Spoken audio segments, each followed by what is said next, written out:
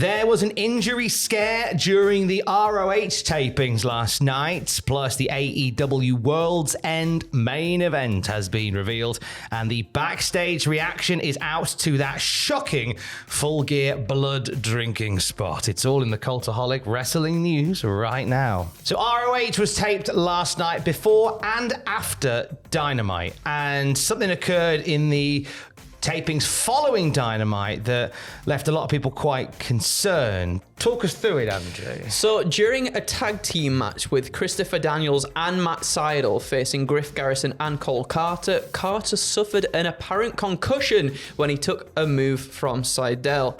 Moments later, as per the concussion protocol, the match was stopped and awarded to Daniels and Sydal.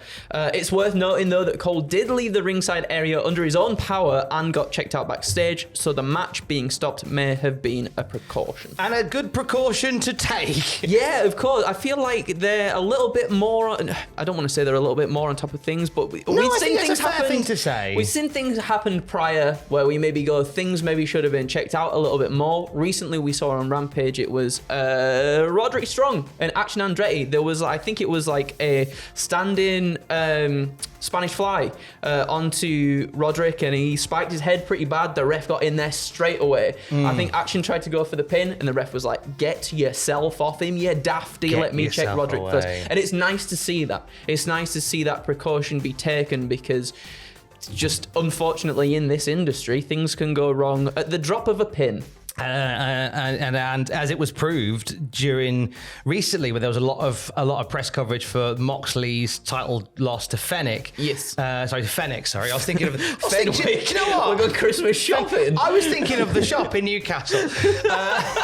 John Moxley lost the belt to Fenix in Newcastle. Now, when he lost to Ray Phoenix, and there was a lot of the referee was brought under fire for that, for not calling the match as and when. So the right thing happened here. In terms of how this will play out on TV, I guess we'll find out in the days and the weeks to come. And more important than all of that, we send our best wishes to Cole Carter. Yes. We hope all is well with you, sir. Last night on Dynamite, we had a rechristening event where Christian Cage officially renamed the Patriarchy, Patriarch members. I think. Guess who had too much to drink with his dad last night? Hey. Nick Wayne and Luchasaurus got called to the ring, and Christian Cage has rebranded them. Nick Wayne getting the nickname The Prodigy, and Luchasaurus being named Kill Switch after Christian Cage's finishing move. Yeah, there was a few little tidbits and caveats in this. You know, Christian Cage asking Luchasaurus to take the knee, get down on one knee to me, to which Luchasaurus Kill Switch now, was a bit hesitant to begin with. There was a little bit of him stepping in the way. We saw sort of Christian, he didn't ask Nick Wayne to do that. He was like, "You're the son that, I wish I always had, and this, that, and the other. You're the prodigy, Nick Wayne."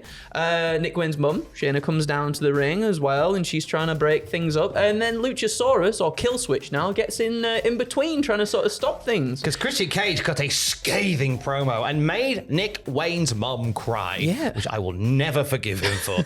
And we saw Christian pushing Kill Switch into Nick Wayne's mum. Yes. And instructing Luchasaurus to give her a concerto. To which he hesitates as well. He's a little bit like, "I don't know if I want to do this." And then out comes the rated R superstar, Adam Copeland, to break things up. And absolutely breaking Nick Wayne in front of Nick Wayne's mum.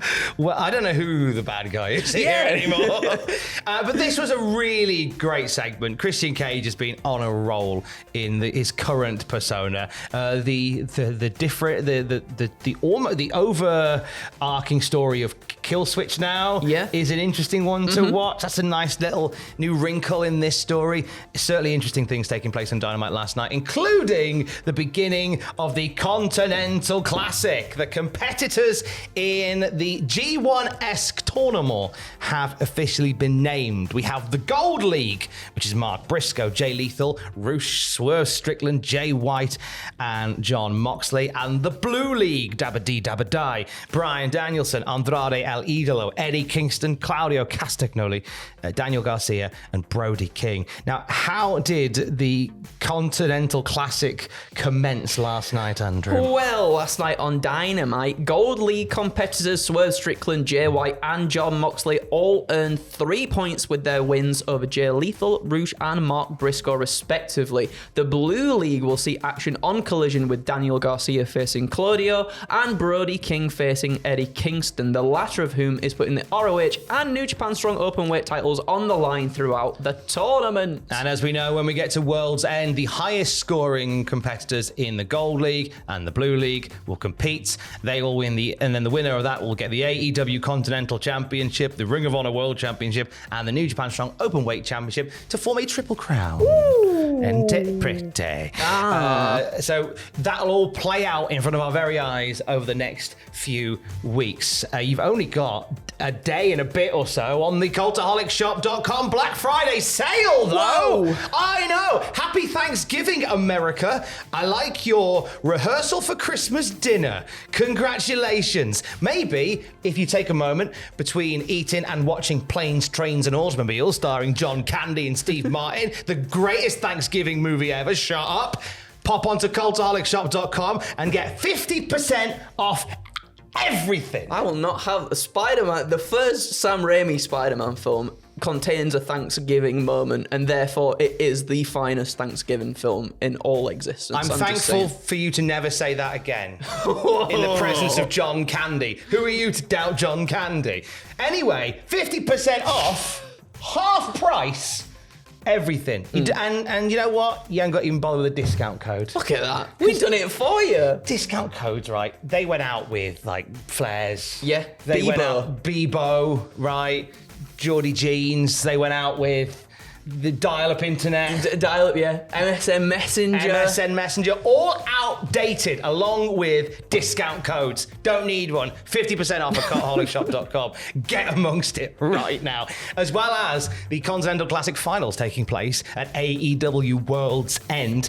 AEW will end their veritable Cornetto trilogy at the end of the year with a world title match. Yes, Samoa Joe is cashing in on his deal with MJF and will challenge for the AEW World Championship in the main event of AEW's World's End. MJF offered Joe the title match last night, but Joe said, nah, not right here, right now. I want to wait until MJF is 100%. That'll be a fun time. I'm looking forward to it. There was lots of, again, last night's Dynamite, full of lots of little caveats here and there. I feel like Adam Cole kind of like pushed the narrative a little bit of MJF wanting, because at first he was like, nah, I don't want to defend my title against you again, Joe. And Adam Cole was like, hey, the MJF I know now would definitely do such a thing because he's our scumbag. I'm enjoying this a lot. I'm really looking forward to Joe and MJF having another match. I think they've got great chemistry together. Did you enjoy the Texas Death Match at Full Gear? I bloody well did, Tom. Bloody well did. Bloody well did. See what you did there. Mixed thoughts across the internet